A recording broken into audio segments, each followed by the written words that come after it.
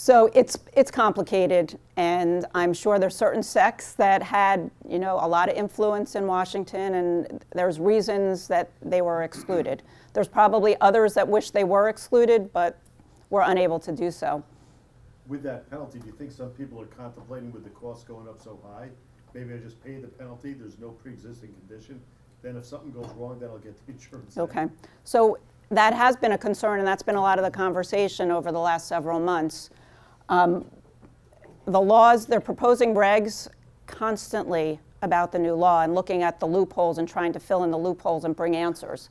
There were some new regs that were released just this week, and they do address that particular concern. So it's not going to be a full open enrollment anytime you decide you want to have health insurance, you just go on the exchange and buy health insurance. So I'll get to that a little later. The way I read the bullet point there is that if you're making, say, $50,000 a year, the penalty is $500, not $95. Yes, so it is. It's 1% of your household income or $95, whichever is greater. So thank you for pointing that out. If you're making $100,000, it's $1,000, so it starts to add up. Is that taxed on gross or AGI?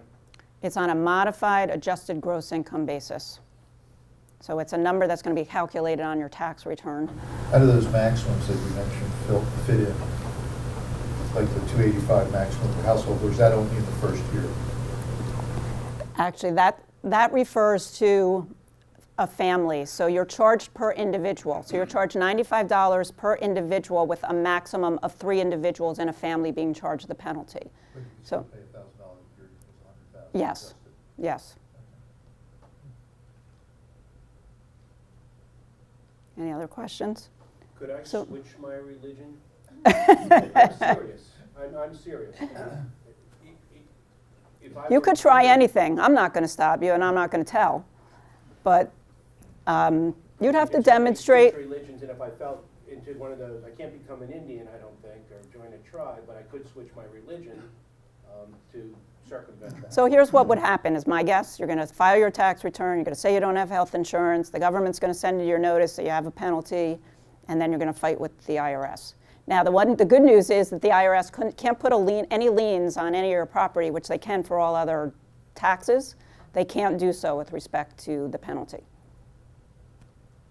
So go at it. So, they're telling everybody go get insurance, but for many it's very difficult to afford. So here we go. We got the introduction of the individual premium tax credit or the individual subsidy. Who is eligible? You're eligible if you are not eligible for any other affordable coverage. So other affordable coverage includes if you're eligible for Medicare, for Medicaid, for a CHIP, or if you are offered coverage from an employer sponsor, that is considered other coverage. Now there is a definition of affordable that we're going to get into. It's really designed for those with household incomes between 100% and 400% of the federal poverty line. Now to give you a family of 4, $94,000 is the 400% level. So, if you're above 94 with a family of 4, you're going to be outside of the limits. 100% I think is $24,000. So it's really designed for, what we would call, I would say, lower income. The middle income taxpayers are feeling the crunch. You must be present in the United States and not incarcerated.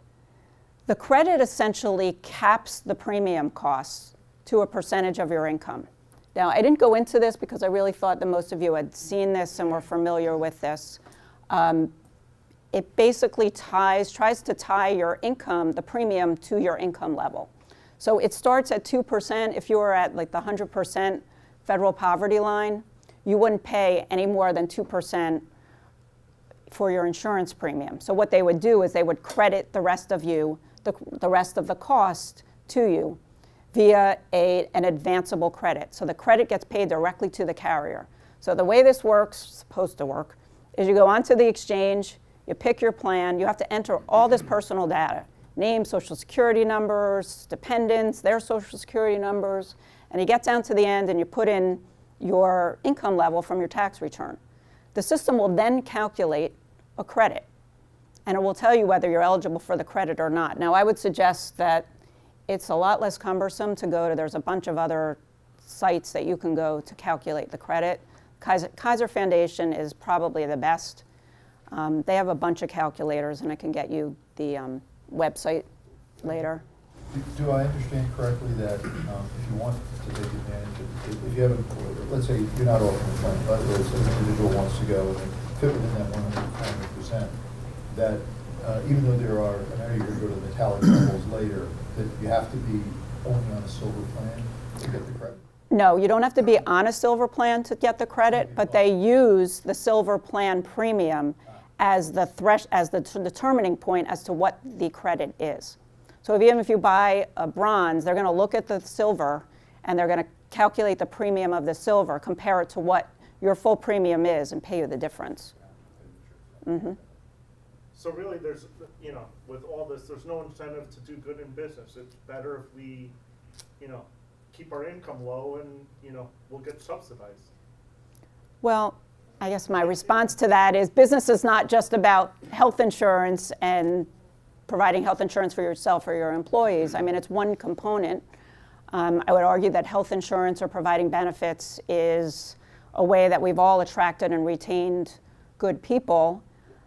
It's looked at as part of the compensation. Of course, the cost is going up, but you're not going to not work, I don't believe, just so you can get subsidy from the government so you have health insurance, because there's more to life and living than I think just whether or not you have health insurance or health care. I mean, they're trying to find a way to kind of squeeze it all together so it becomes affordable for everyone. Now, I understand that a lot of you are seeing very substantial increases in your health insurance this year. So it's troubling and it's difficult to swallow. But it is really, like I said, it's really helping the lower income. It is not helping the small business owner right now. It's not helping middle income right now. It is difficult. So the one provision is the cap on income is at 9.5% of income if you fall into that level. So the highest, the 400% level, are going to be paying 9.5% of their income for a premium. That's the max it can pay. Now, the interesting thing here is go back to that statement about individuals who are offered coverage from an employer that is affordable are not eligible for the credit or the subsidy. So, I mean, there are things that make a lot of sense here, and nothing is going to work for everybody. Okay, that's in anything that you do.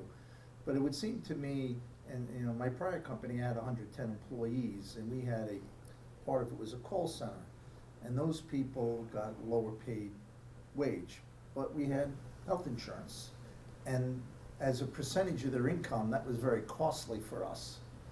But it would seem that under this plan, if I had the same scenario, it would make sense to enable them to go and buy an individual plan where they may qualify for a subsidy, and to just give them some extra compensation in their paycheck to cover it, and that would be much less expensive for the corporation. Is that something that...